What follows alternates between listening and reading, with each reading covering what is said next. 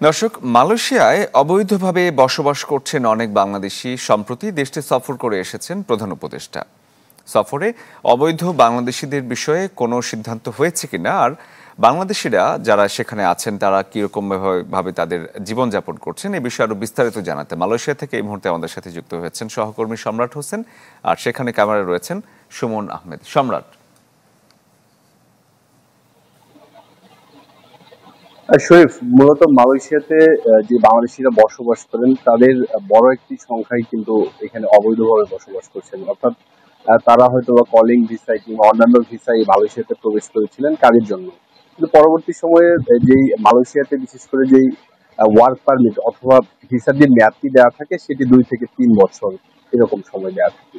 সেক্ষেত্রে এই সময়টি পার হয়ে যাওয়ার পর নানান ধরনের জটিলতায় কিন্তু অনেক প্রবাসী বাংলাদেশি এখানে ভিসা রিনিউ অর্থাৎ ভিসা নবায়ন করতে পারেনি, যার জন্য কিন্তু তারা এখানে এই দেশটিতে তাদের কাগজপত্র কিংবা তাদেরকে বলা হয়ে থাকে যে আনডকুমেন্টেড। সেক্ষেত্রে এই কাগজপত্রবিহীন যে প্রবাসী বাংলাদেশি যারা রয়েছেন তাদের বিষয়েও কিন্তু এখানে আলোচনার কথা হয়েছিল, কিন্তু পরবর্তী সময় আমরা যে প্রধান উপদেষ্টার সফরে কিন্তু এই বিষয়ে কোনো ধরনের সুরাহা কিংবা এই বিষয়ে কোনো ধরনের সিদ্ধান্তের কথা জানতে পারেনি। অর্থাৎ মালয়েশিয়াতে যে এমইউ সই হলো কিংবা যেই নোট বিনিময় হলো তার মধ্যে কিন্তু এই প্রবাসী যারা অবৈধ প্রবাসী বাংলাদেশি কাগজপত্রবিহীন এখানে বসবাস করছেন তাদের বিষয়ে কিন্তু কোনো সিদ্ধান্ত হয়নি।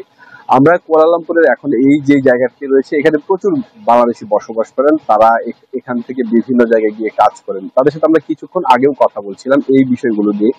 তারা যেটি বলছেন যে তারা আসলে দীর্ঘদিন ধরে, কেউ 10 বছর, 1 যুগের বেশি সময় ধরে এখানে বসবাস করছেন, বিভিন্ন পেশার সাথে তারা জড়িত।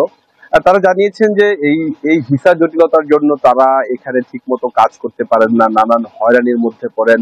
তাদের জরুরি প্রয়োজনে যখন দেশে যাওয়ার প্রয়োজন পড়ে তখন কিন্তু তারা দেশেও যেতে পারেনি। সব মিলে বলা চলে যে তারা এক ধরনের জটিলতায় পড়েছেন। সেই ক্ষেত্রে এই প্রবাসী বাংলাদেশিদের যে দাবি, তারা বলছেন যে এখন যেহেতু বাংলাদেশ থেকে নতুন করে কর্মী আনার বিষয়ে কথা উঠছে কিংবা যে 18,000 কর্মী আসতে পারেনি তাদের বিষয়ে কথা হচ্ছে, সেখানে তাদের একটি দাবি যে তারা যেন এই মালয়েশিয়াতে তাদের যে ভিসা জটিলতা আছে সেটি যেন কাটিয়ে উঠতে পারে। সেক্ষেত্রে তারা বাংলাদেশ সরকারের কিন্তু সহায়তা চাচ্ছেন, বলছেন যে তারা এই কলিং ভিসায় মালয়েশিয়ায় নতুন কর্মী আনার আগে তাদের যেন এই যে ভিসার যে সমস্যাগুলো রয়েছে সেই সমস্যাগুলো যেন দ্রুততম সময়ের মধ্যে দূর করে সরকারের পক্ষ থেকে সরকারের কাছে কিন্তু তারা এই আবেদনটি জানাচ্ছেন। আরেকটি বিষয় যদি আপনাকে জানিয়ে রাখি যে এখানে পাসপোর্টেরও বেশ কিছু জটিলতা আছে, যার জন্য ভিসা নবায়ন করতে গেলেও অনেকেই এক ধরনের সমস্যার সম্মুখীন হন। সব মিলিয়ে বলা চলে এখানে যে মালয়েশিয়া প্রবাসী বাংলাদেশি যারা রয়েছেন তাদের কিন্তু একটি এই মুহূর্তের দাবি যে যারা অবৈধ প্রবাসী বাংলাদেশি আছেন তারা যেন